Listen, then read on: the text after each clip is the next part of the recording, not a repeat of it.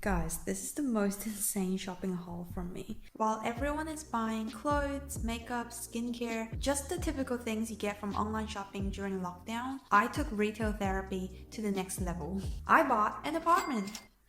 I am so excited though to finally share this news with you because I've been holding my breath for months, not knowing if the economy is completely screwed because of COVID, so my mortgage loan application might be rejected. But as it turned out, things worked out. Now, before the terrifying thoughts of mortgage repayment, body corp, bills kick in, I'm just gonna take a moment to really celebrate and enjoy the fact that I finally got my own place. I finally get to live alone. This is the taste of freedom. You have no idea how much it means to me because of the whole I grew up in a broken family. I don't get along with my father's new family, so living with them has been hell. And I don't get along with my mother either, and that's a long story which I won't get into today. In the next video, I'll be giving you guys a thorough room tour and a building tour because the building is a part of the package, especially when you're paying Body Corp, which is freaking $500 to $600 per quarter. So I plan on milking those common facilities for sure.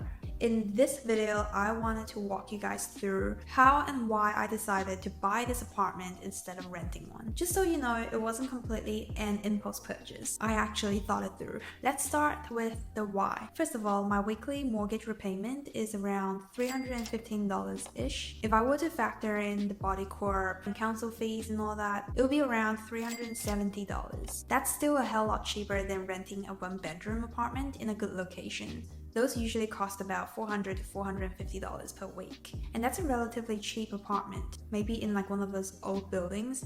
If you want an apartment in one of those super new and fancy buildings, those will be around $500 to $600 per week. Second of all, my apartment is actually in a pretty good location. Even though it's not in the CBD, it's not far from the CBD, just around a 10 to 15 minute drive. My place is a 7-minute walk away from Victoria University, which makes where I am technically a school zone, I think. And then there's a hospital a 10-minute walk away from here. There's a bus stop right downstairs. I mean, literally when you walk out the main entrance, there's the bus stop. Footscray Market and Footscray train station are about a 15 to 20 minute walk. The point is, it should be easy enough for me to rent my place out later on.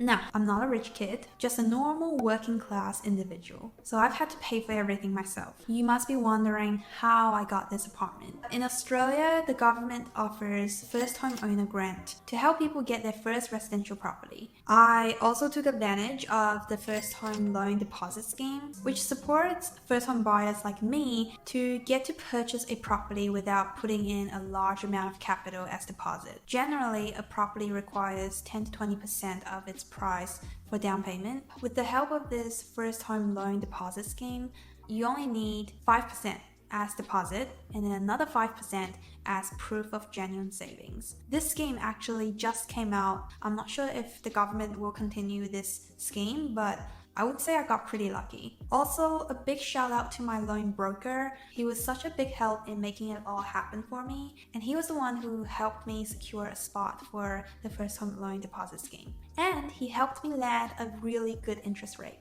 And that's another thing, because of the whole COVID situation, the economy isn't strong, properties aren't selling too well, so home loan interest rates are super low, which actually makes it a good time to buy a property, with home loan, of course. From an investment perspective, I know buying an apartment isn't the wisest choice, but just based on my personal circumstances, having a place to my own is very much required. Staying with either of my parents just was no longer viable. I basically chose a home that fits all my needs for the next 2 to 3 years. Capital gain aside, if I were to rent a place for 2 to 3 years, all that money I pay as rent would be sunk cost. With owned properties, you can get all your money back, or at least most of it back, upon sales. And also, this place I bought has all these attributes that make it a place with the potential of going up in value. Most of the time, properties do go up in value, so there will most likely be capital gain for me if I were to decide to sell this place one day after a few years. Buying a place is like putting your money into savings for the long term. I also won't have to worry about getting evicted or rent increase whatsoever.